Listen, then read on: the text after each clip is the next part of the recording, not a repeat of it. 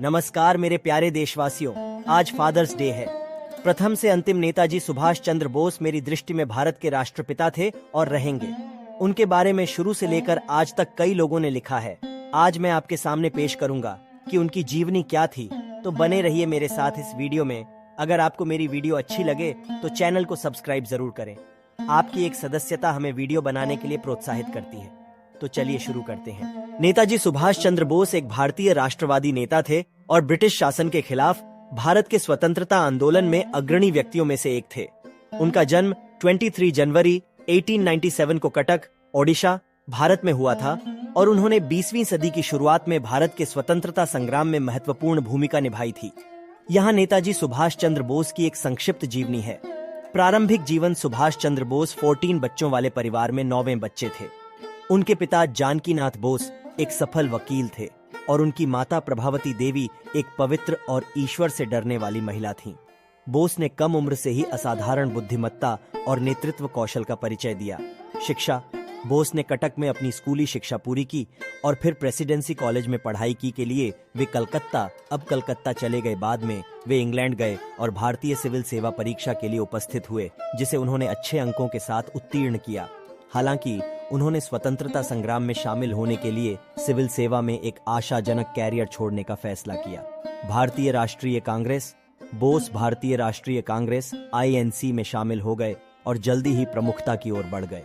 वे अपने मजबूत राष्ट्रवादी विचारों और ब्रिटिश शासन से पूर्ण स्वतंत्रता के लिए अपने समर्थन के कारण एक लोकप्रिय नेता बन गए, जिसने उन्हें उदारवादी कांग्रेस पार्टी से अलग किया। गांधी के साथ मतभेद: जबकि बोस ने महात्मा गांधी के सिद्धांतों और अहिंसा के प्रति समर्पण की प्रशंसा की, वह स्वतंत्रता प्राप्त करने के एकमात्र तरीके के रूप में अहिंसक प्रतिरोध के लिए गांधी के दृष्टिकोण से असहमत थे। आदर्शों में यह अंतर दोनों नेताओं के बीच संघर्ष है नेतृत्व किया और बोस ने अंततः कांग्रेस से इस्तीफा दे दिया। फॉरवर्ड ब्लॉक का गठन: 1939 में बोस ने स्वतंत्रता प्राप्त करने के लिए एक अधिक कट्टरपंथी दृष्टिकोण की वकालत करते हुए कांग्रेस के भीतर एक राजनीतिक दल फॉरवर्ड ब्लॉक का गठन किया।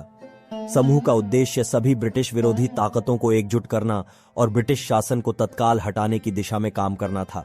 भारत से पलायन और INA का गठन: द्वितीय विश्व युद्ध के दौरान बोस ने भारत के स्वतंत्रता संग्राम के लिए अंतर्राष्ट्रीय समर्थन मांगा। अंततः 1941 में वे ब्रिटिश निगरानी को धता बताते हुए भारत से भाग निकले और जर्मनी पहुंचे। जर्मनी में और बाद में जापानी कब्जे वाले दक्षिण पूर्व एशिया में उन्होंने भारतीय सैनिकों और नागरिकों को पकड़े जाने की मदद से भारतीय राष्ट्रीय सेना INA का गठन किया। INA और आजाद हिंद रेडियो: बोस के INA ने बर्मा, अब म्यांमार और पूर्वोत्तर भारत में अंग्रेजों के खिलाफ जापानी सेना के साथ लड़ाई लड़ी। बोस ने आजाद हिंद रेडियो की भी स्थापना की, जो भारतीय लोगों को प्रेरित करने के लिए स्वतंत्रता समर्थक संदेश प्रसारित करता था। जय हिंद का नारा: बोस ने जय हिंद, जय भारत के नारे को लोकप्रिय बनाया, जो स्वतंत्रता सेनानियों के लिए एक नारा बन गया और आज भी भारत में एक महत्वपूर्ण देशभक्ति का नारा बना हुआ है।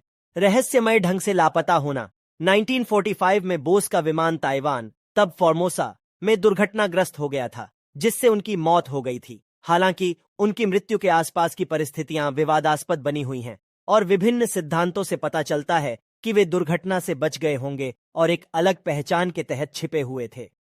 भारत के स्वतंत्रता संग्राम में नेताजी सुभाष चंद्र बोस के योगदान और उनके दृढ़ निश्चय ने उन्हें भारतीय इतिहास में एक सम्मानित व्यक्ति बना दिया है। उन्हें एक साहसी और दूरदर्शी नेता के रूप में याद किया जाता है, जिन्होंने लाखों भारतीयों को अपनी आजादी के लिए लड़ने के लिए प्रेरित किया।